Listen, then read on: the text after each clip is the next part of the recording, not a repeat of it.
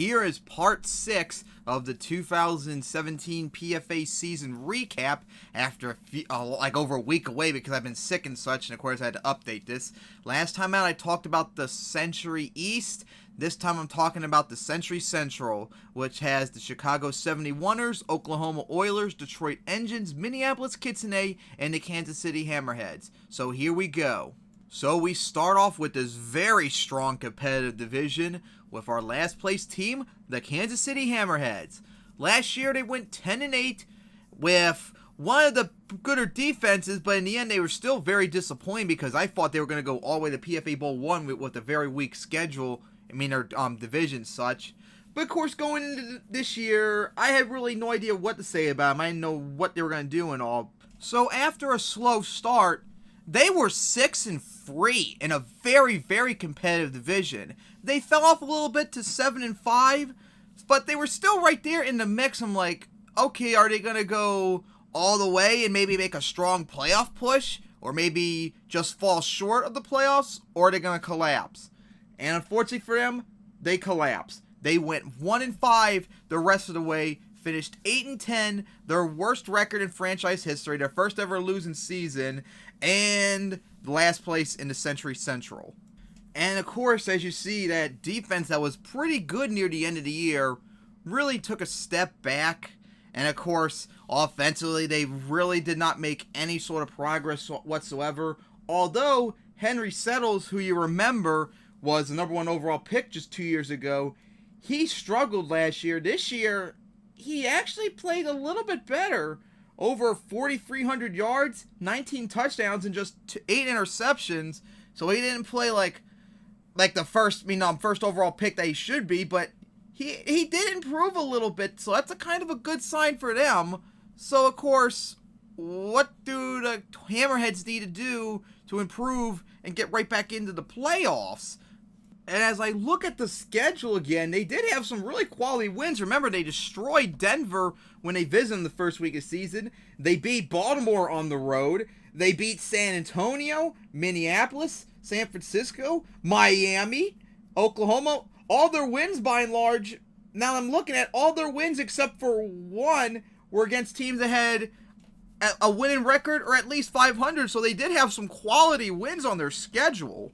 One thing I do know for a fact that the Hammerheads need to do is they got to fix that running game. So they better hope that running back class is loaded this year because 15th overall pick in the draft is pretty high up there. And of course, George Dixon, their number 1 pick, their first round pick this draft, was pretty damn good as well. So at least they got some wide receiver talent. So there are some things they got to fix. But in the end, honestly, it's going to be very difficult for them because that division is really loaded with talent. And unless 1 or 2 of those teams collapse, I don't think there's really much they're going to be able to do. And that's going to be quite sad for them because Henry Settles is probably not going to be able to prove that he was the number 1 overall pick that he was, and he could eventually become a bust in a few years or so. But it was a disappointing season for Kansas City. It could have probably been worse, but they still had some quality wins. They didn't shit the bed as bad as I thought they could have possibly done, and they still got a lot of work to do.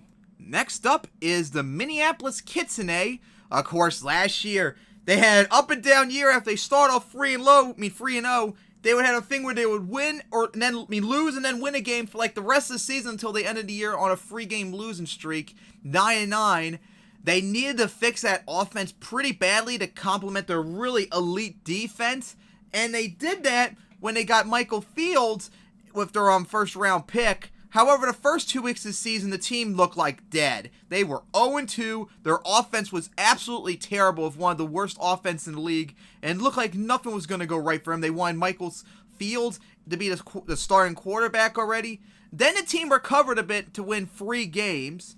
And funny enough, I'm just looking at the schedule again. They would then the rest of the season go on a 3-game winning or losing streak after that, including the first 3-game losing streak where they had a tie to finish that one off, to finish 9-8-1, their first ever winning season, and technically it was an improvement from last year record-wise, but of course, 4th place in the division and missing the playoffs. Now, of course, statistically, despite their terrible start at the year, beginning of the year, the team actually, I think, overall improved from last year. Yeah, their defense wasn't as good as last year. Nowhere close to as good as it was last year. But offensively, oh my goodness, they put up a whole bunch of stats and yards and points on the board, surprisingly, for their offense still not being that good. Michael Fields, their rookie quarterback, had a slow start to the year, and he ended up having like a solid season, although having that major injury near the end of the year, which knocked him out for the final game and would miss the next 4 months from now. Yikes. That's not really good, but at least I'll give him enough time to get ready for next season, because he better get ready to go. And this team already has a huge running back in Gary Snyder. He had a massive improvement. They got Jonathan Caskey and Alan Fernandez, one of the 2 best wide receivers in the league. So this team does have some weapons to use. All it comes down to is, will Michael Fields recover and actually be elite this year? Because if he can become elite, oh my goodness, this Minneapolis team could be very scary next season. And another thing they need to do is not blow so many games. This team had 7 games where they lost or tied when they were within a score. If they won just a few of those games, they could have possibly been in the playoffs. And more importantly, they went 2-5-1 in their division. 2-5-1. Are you kidding me? This division is so loaded and so strong that if you want to have any shot of even making the playoffs, you got to have a winning record in your division. So they need to not only improve, which is, this team already is pretty good in that regard. They just got to hope Michael Fields becomes an elite quarterback.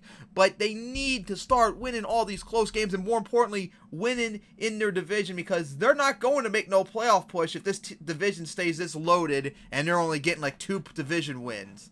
So, although it was disappointing for them to not make the playoffs, it still overall was a much better season, and the team has some optimism going into 2018. Let's just hope that they can actually get that optimism continuing onward into next year. Then we get to a team that I really want to talk about. The Detroit Engines. Wow, this team came out of nowhere. Of course, if y'all remember last year, this team had a really strong start last year. They were 5-2 and looked like they were going to legit be a playoff contender, maybe. But then they shat the bed the rest of the way and lost all their final games of the year, and they looked like one of the worst teams in the whole entire league. And of course, with their very high pick, they took the second best quarterback in the league, Charles Cunningham, and unbelievably, they had the exact same start the first 8 weeks. They went 5-3 in the exact same order as they did last year, which was unbelievable.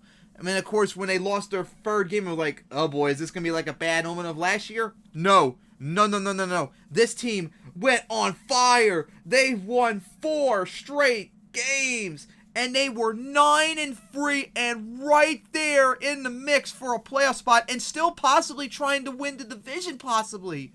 But then reality set in. This team lost all of their last 6 games except for the season finale. But in the end, they went 10-8, their first ever winning season, and right in the middle of the division, which is very strong, and just barely missing out on making the playoffs. This team, although statistically they don't look that impressive, this team has a massive turnaround from last year. I'm not kidding, they were really bad last year, offensively and defensively.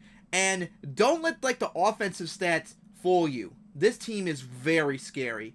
Listen to this. Charles Cunningham, their rookie quarterback, although his completion percentage was not good, he only had 55.5% of his passes completed. He had 4,100 yards, 36 touchdowns to 8 interceptions. Although he was very inaccurate, he did not turn over the ball that much. He was indeed the best quarterback so far of the 2017 class. And that had 7 quarterbacks taken in the draft. And even though he was the second one pick, he looks like the best one right now and looks like a giant steal that the Saints missed out on.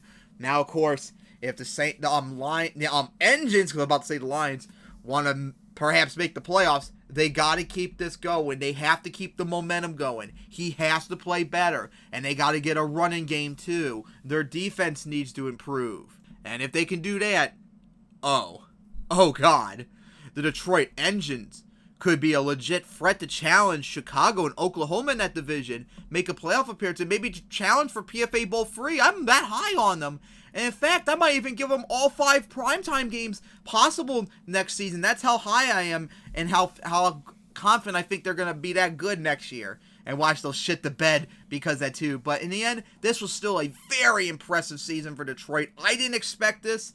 They had their 5-game improvement, a winning season, but just barely missed out on a playoff berth. And they have a whole bunch of momentum and expectations going into next year, so they better not blow it. Then it's the Oklahoma Oilers, a team with a lot of potential, but they have one major flaw. Of course, remember last year, they started off 0-4 and then 2-6, but then they surged out of nowhere with an elite offense, and they managed to finish 9-9. However, they had a quarterback controversy. Peter Rose and Wiley Chesser. Wiley Chesser is the standard pocket passing quarterback. Peter Rose is a mobile quarterback. So they really had they couldn't decide who to eventually start. Eventually they started Peter Rose, and oh my goodness, Oklahoma started off very strong. They started off 6-0 with an elite offense and defense. They looked very scary. However, eventually reality started to set in with them, and the team going down the stretch did not play as good, especially considering the fact that they had major injuries on the defense. This team's defense was probably one of the most injured defenses I've seen in all my time playing PFS with injuries. And of course, another factor was Peter Rose went down 4 times this year with injuries, so Wiley Chesser had to be the quarterback for 4 different time periods. In the end, both quarterbacks have effectively splitted a season, and both of them played very well, but of course, Peter Rose had the injury bug, which was really bad, but of course, they managed to sneak into the playoffs and tie into 2016 Baltimore Charm, and this year's Jacksonville Bucks for the best wildcard team ever. They had to visit the Pittsburgh Blitz in the wildcard to start off, and Wiley Chesser, who was questionable for that game, managed to start. He eventually got knocked out for a bit, or I think the entire game, as Peter Rose had to come in. But in the end, in a hard-fought game, they would lose to the Pittsburgh Blitz in the first ever overtime game in the PFA playoffs, 23-20. A very good season, just could not seal the deal when they desperately needed it. Now, offensively, as you see, this offense is legit awesome. Surprisingly, their passing offense is their weakest link, 10th best in the league, but of course, I'm convinced more that was because of the quarterback injuries this year. I'm sure if both either quarterback was started for the entire year and played in full health, I'm sure their passing stats would be much better. Defense, as you see, their stats are really bad, but that's more because the injuries on the defense. That defense, when it was healthy and shit, it played a lot better than that, and that is a very, very bad indicator how the defense played. They played a lot better than the stats show. And overall, I think defensively, they could be somewhat underrated. They really were pretty good, but of course, as bad as the defense probably needs some major fixing, the main concern and utmost thing that Oklahoma Oilers need to figure out in 2018 is the quarterback controversy. They can't keep Peter Rose and Wiley Chesser for another year. They have to pick one of them, and they need to keep with him and either cut or trade the other quarterback. But the problem is, they might have a very difficult decision to make, because statistically, they both played good. Peter Rose has the plus that he's a mobile quarterback, but he has a negative that he's an injury-filled quarterback. So there's an idea that maybe they would keep Wiley Chesser and trade Peter Rose, which would be a good idea. But the problem is, no one might be willing to trade for Oklahoma for Peter Rose because of the injury bug. They might want Wiley Chesser instead, and the Oklahoma Oilers might not want to give him up for him. So unless Oklahoma is willing to give up a much smaller pick, which I highly doubt they would want to do. I'm sure they want a first-round pick. I doubt they're going to probably get like the Reuben Williams trade that San Francisco gave to Oakland last year. But they would probably want something like that. But I don't think they're going to be able to do that. And so they might have to possibly just cut one of them and get nothing out of it. they're going to be in a really difficult spot when it comes to that, but they have to pick one of the quarterbacks and stick with them. And it's not like if they get rid of one of them and take the other, it's not like what they're going to do about their backup. They still have Laverne Araxo, wherever it's pronounced. Although he only threw 5 attempts for no completions, he's still a solid quarterback, and he was the second-round pick last year, so he could become a solid backup possibly forever, whoever he replaced the backup role for. But in the end, Oklahoma needs to pick one of the quarterbacks and trade or cut the other one, because this quarterback controversy is just eating this team up, and they have to make a decision, or 2018 could be a blown opportunity possibility. And finally on the list is the Chicago 71ers. Last year's runner-up for PFA Bowl 1. I thought they might face a hangover possibly, because that ending was not really good for him, losing 35-9 to Omaha in PFA Bowl 1, even with the injuries and all. But this team out of nowhere surprised me. They started off 6-0, and their defense looked really legit, even better than last year. It looked like maybe they can run away with it again like they did last year. But then, middle of the season, they suffered loss after injury. They went 0-2-1 in a 3-week stretch, and they're 6-2-1. They're pretty banged up offensively and defensively. Their offense is not doing as good, and the National Conference, let alone the Century Central, is really loaded with teams like Oklahoma, Detroit, Minneapolis, and Kansas City are right there. So you're wondering, could the wheels finally be coming off on Chicago? But nope. They turned it around. Their defense played even better to compensate for that. They went out and won all their games except losing one game at home to Los Angeles, which, what the hell? How do you lose to Los Angeles of all teams? And they ended up improving from last year, going 14-3-1 instead of 14-4 last year, and they ended up having the home field advantage for the second year in a row in the playoffs. So their first matchup in the division round was hosting the Pittsburgh Blitz, the team that they have a big rivalry with right now, as they beat them earlier this season. Actually, they split between them, and it was a rematch from the conference championship from last year. But in that game, it was just a defensive struggle.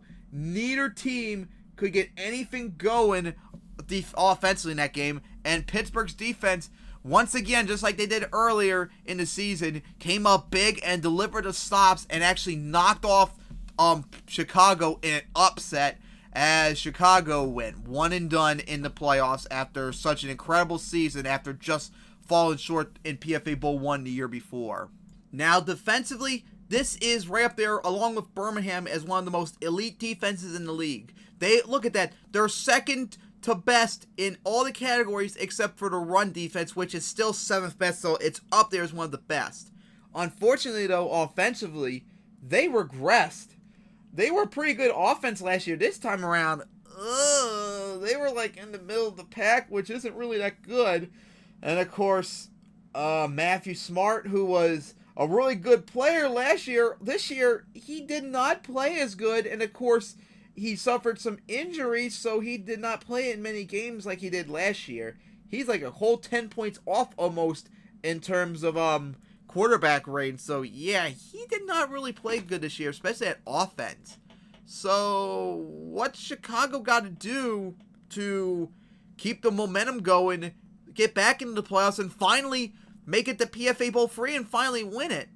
Because they have the defense. It got better. It's just their offense needs to get better for one. And they need to not blow games like they did the end of the year against Pittsburgh, when they had this perfect opportunity to go all the way and play in PFA Bowl 2 and perhaps finally get their first title.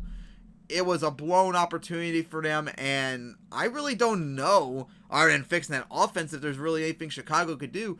They might regress next year, because that was a pretty bad loss psychologically. And they can't keep that defensive strength up possibly forever. And of course, you have Oklahoma, Detroit, Minneapolis getting better. Kansas City is still, as like the worst team in the division, they're still pretty solid. So it's not going to be easy for Oklahoma next year. They got a lot of things going against them, and they cannot blow this opportunity. So they need to win or it could be win or done next year, basically, for Chicago. So they need to recover from this tough loss against Pittsburgh, get right back into playoffs, and finally win PFA Bowl 3. Or this could be a blown opportunity for them. Thank you for checking out my recap of the 2017 PFA season Century Central. Next time out, I'll be talking about the Century South, which consists of the Miami Sharks, Dallas Stars, Houston Twisters, Orlando Astros, and the New Orleans Jazz. See you guys next time, as we're down to just 2 more recaps left to do.